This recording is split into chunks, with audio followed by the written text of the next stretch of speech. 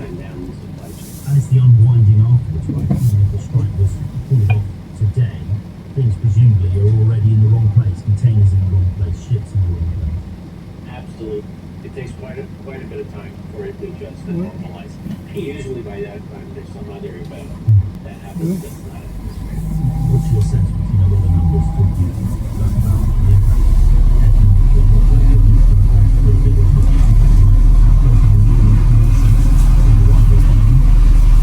He's not like our company in a sort of a bizarre way.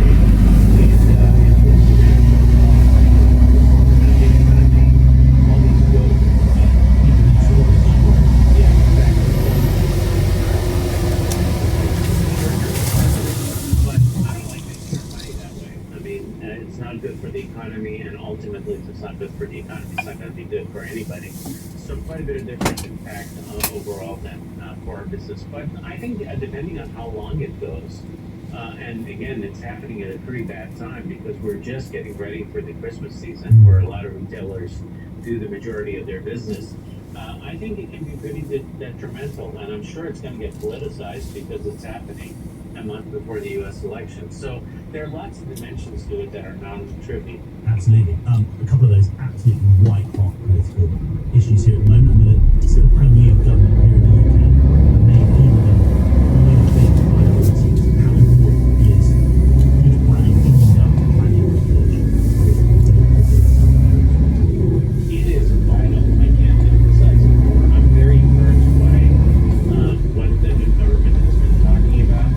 But I think that infrastructure, whether it's digital or physical, that has to do with the movement of goods and information, is vital. And is it there?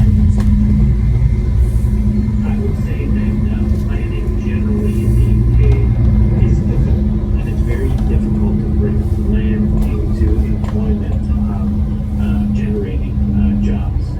And I think it has been a clash between obviously no growth sentiments and people who want to see economic growth. That needs to be resolved somehow. And I think it's going to have to be resolved through some thoughtful planning, maybe densification of properties. I understand the need to protect the green belt.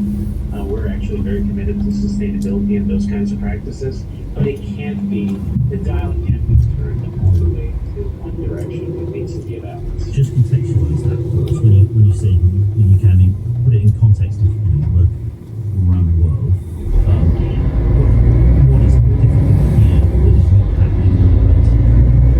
The more democratic society becomes, the more resident input you have in a political process, the more convoluted it can become, and the longer it can take. And you think we have too much of that? I would say you are not the worst, but you're certainly not the best. I would say you're in the upper half of difficulty. But at least in the UK, while the process is oftentimes extended and longer than we would like, in all fairness, it's based on some principles that you can rely on. There are states in the US, for example, where the process is much more random. So it's not only time consuming, but it's less reliable. On the other hand, you go to places like Japan, and the rules are very clear. You know before you get into an investment exactly how long it's going to take for you to get your permits, whether you're going to get your permits or not. It's not a political process, it's an administrative process that's well thought out. So have you made investment decisions based on that?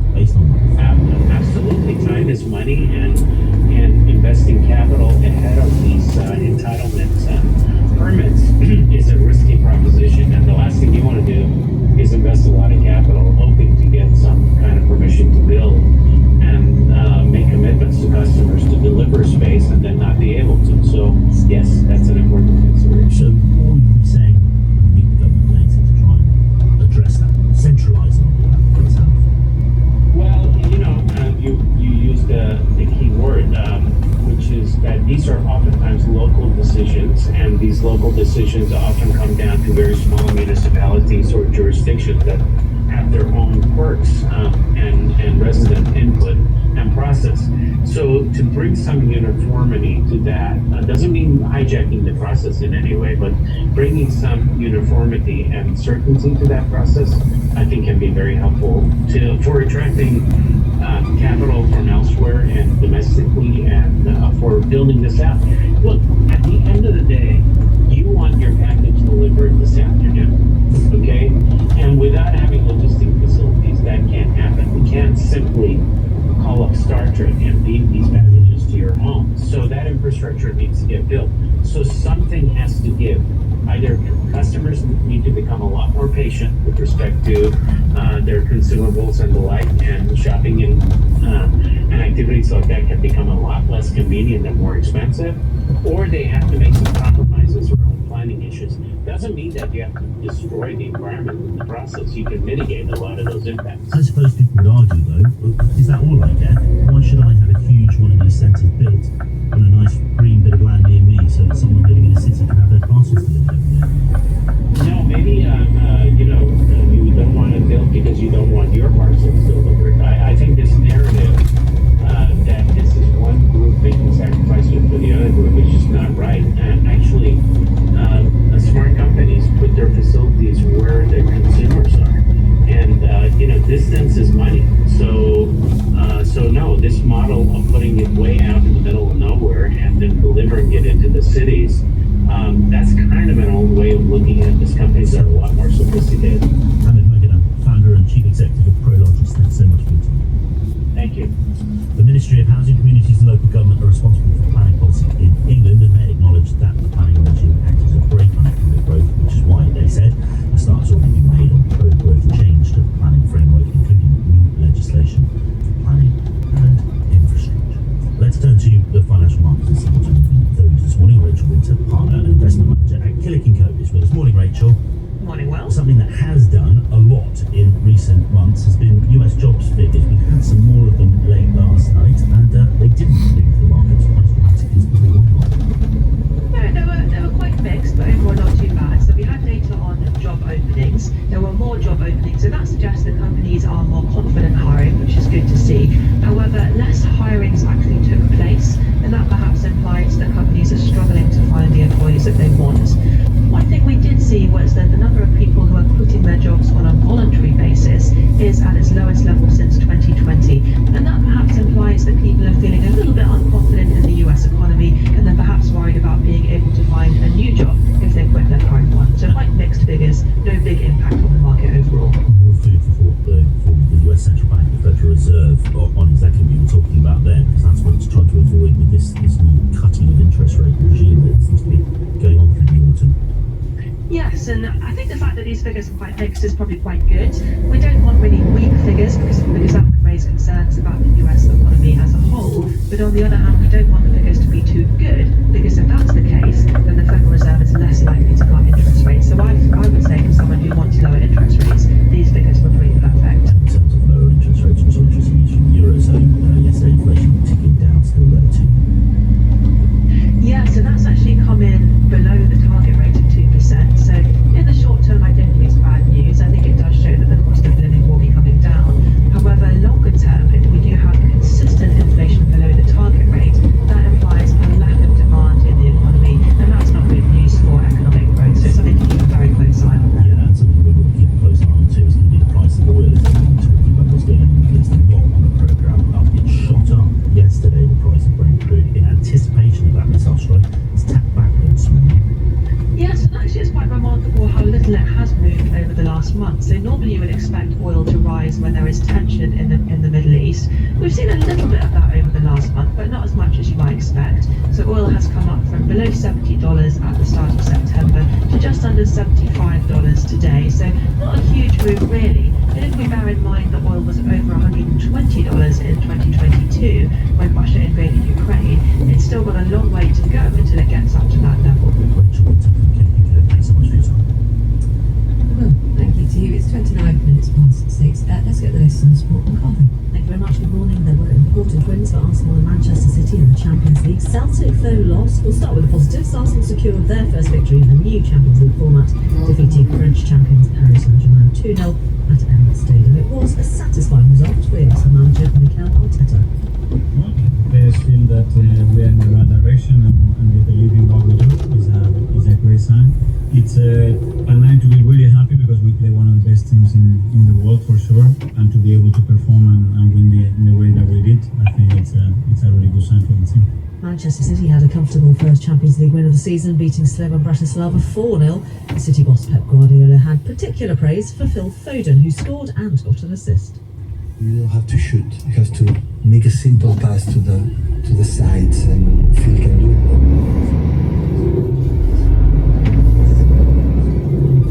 You go to the ball. Of course, Phil is really, really important for us. We need him a lot, and step by step, he's getting his best. Celtic were involved in a chastening 7-1 defeat to Borussia Dortmund. Brendan Rodgers knew that would be a difficult game for his side. It was a tough watch, to be honest. They weren't quite at our best, and they were showed why they're a top team. So yeah, we didn't make the start that we wanted, and then I just said to the players afterwards, I don't think I've been involved in a game where I felt that every single mistake that we made got punished. Newcastle United beat AFC Wimbledon 1-0 in the League Cup in a match that was postponed after flooding damaged Wimbledon's pitch last week. Newcastle will now face Chelsea in the last 16 of the Carabao Cup. And in cricket, England's women beat New Zealand by 5 wickets in their final game ahead of the Women's T20 World Cup, which starts this Thursday. The Hampshire all-rounder Liam Dawson won the Professional Cricketers Association Men's Player of the Year award last night, topping the list ahead of the likes of Joe Root and Gus Atkinson. Secret of Dawson's success? Enjoying my cricket, not worrying about anything, playing with a good team, having good coaches around me. The older you get, sort of a little bit more experience, you don't worry about things as much, and yeah, thankfully this year won't. Scotland captain and Derbyshire all-rounder Catherine Bryce was named as the Women's Player of the Year. On BBC iPlayer. Where's James? Your brother spent day in and day out in some grisly murder scene or other. Until 3 nights ago, when he didn't come home at all. When his twin goes missing. James didn't just vanish. He left breadcrumbs, coded messages. Can a puzzle setter solve the biggest conundrum of his life? I mean, first taking a police officer. He's been his brother. That's really not the legal loophole you think it is. Starring David Mitchell and Anna Maxwell Martin. Ludwig. Bit awkward, really. I think I might just have solved a murder. Watch on BBC iPlayer. That's 28 minutes to 7. You are listening to Today on BBC Radio 4 with Michelle Hussain and Emma Barnett. Good to be with you and have your company today. Let's get a summary of the news now, though, from Alan Smith. The Israeli Prime Minister Benjamin Netanyahu has said Iran will pay for yesterday's unprecedented missile attack against this country. Around 180 missiles were fired, most were intercepted, but the Israeli military said some did make it through. One person is reported to have been killed, a Palestinian man in the occupied West Bank. Tehran said its assault targeted military bases and was in response to the recent killings of several Iranian-backed Hezbollah leaders. Iran has warned that if Israel retaliated, its response would be crushing and ruinous. The US has led the global condemnation of Iran's attack. President Biden expressed his full backing for Israel and said he would speak to the Israeli Prime Minister to discuss how to respond. He also revealed that the US military had worked with the Israelis to repel the Iranian missiles. It's understood that British jets were also involved in helping to protect Israel from yesterday's attack. Defence Secretary John Healey said that British forces played their part in an attempt to prevent further escalation and praised their professionalism.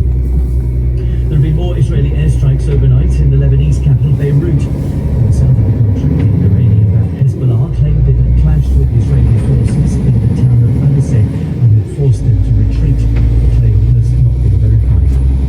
In the US, the two vice presidential candidates, the Republican J.D. Vance and the Democratic Walz, have gone head-to-head in a televised debate. They clashed on a range of topics, including the economy, abortion, and Middle East policy. This was their only debate before the presidential election next month. And a BBC analysis of official NHS data has found shortages of doctors means the average GP in England is having to care for 17% more patients than 9 years ago.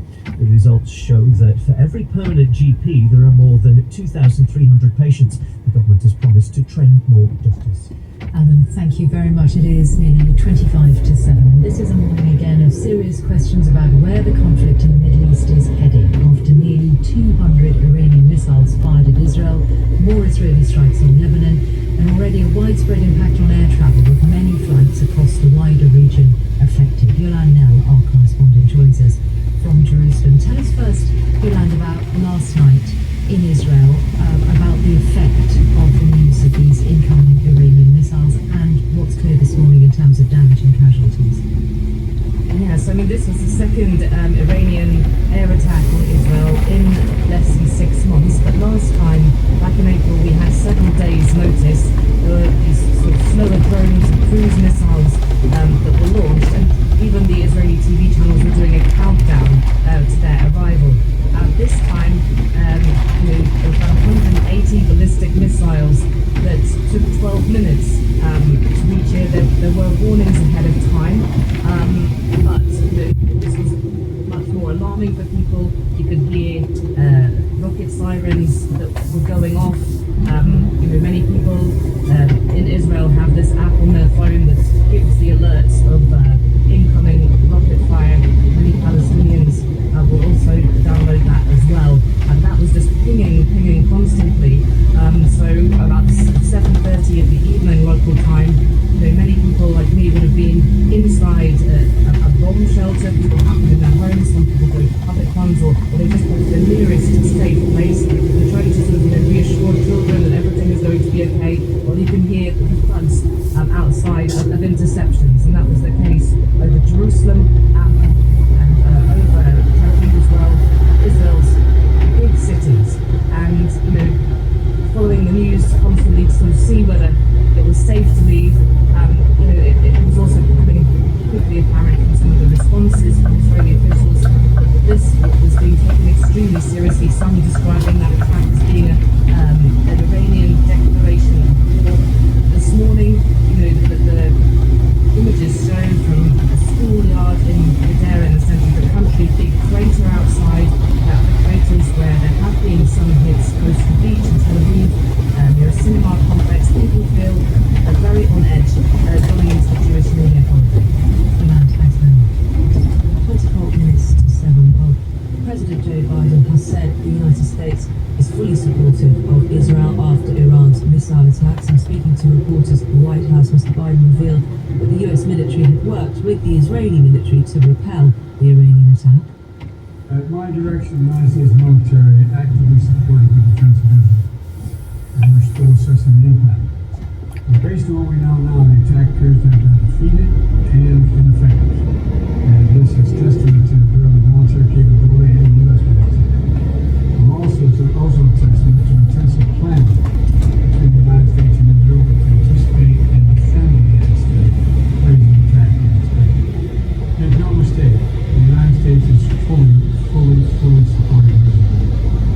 Tom Bateman is our State Department correspondent. I spoke to him a short while ago about that US involvement. The Americans were actively involved in shooting down missiles, namely from 2 destroyers they have at sea. At least 12 interceptors were fired, according to the Pentagon. Now, we don't know if those hit the missiles they were destined for, but we know that they were fired. It doesn't seem that there was anything beyond that in terms of aircraft over the region. I think that's probably because the major difference with this attack compared to the one we saw in April was that time there were a significant amount of drones and cruise missiles which are flown over the region and take a lot longer to reach the targets. This was all ballistic missiles, a little short of 200, according to the Americans and the Israelis, which can take between 10 and 12 minutes to reach their target. So I think that's why we saw this sort of ship-based interception attack by the Americans. One of the things they're saying here, I think, is that the missile defense system of Israel have also been part of the work in intercepting that. But we still know that clearly some of it is not clear. And so this wasn't a case of 100% successful defensive attack by the Americans.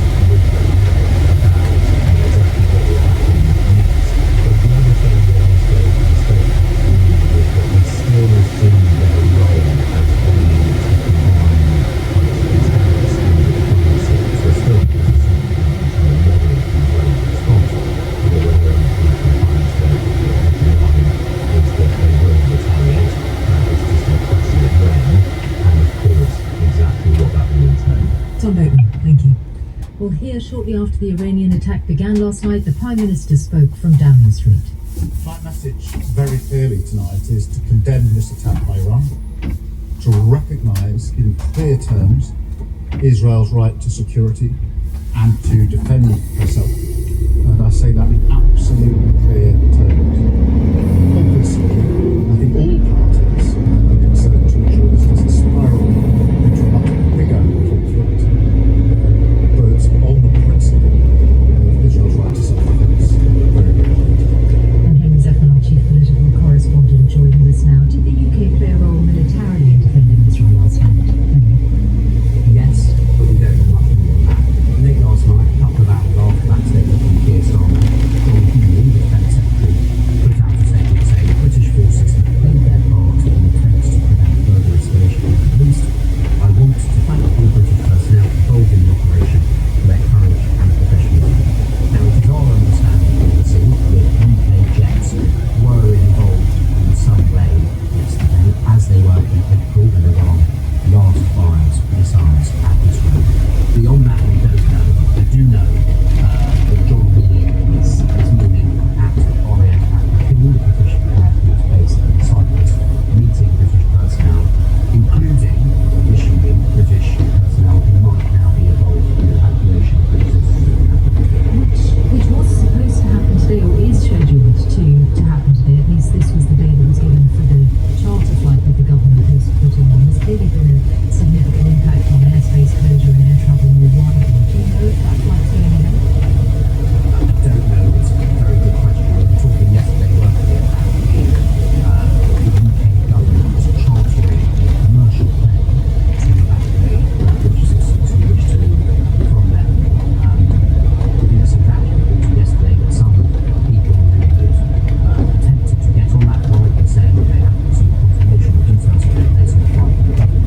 Clearly, the situation in the Middle East has deteriorated further since then. So I don't know, but throughout this escalation, by which I mean throughout 2 months since David Lampard first told British nationals to leave Lebanon, obviously it's quite something that's still there, but throughout that 2-month period, the UK government has been working on contingency plans for military evacuation, and clearly those contingency plans will be being wrapped up in government today if they need to move.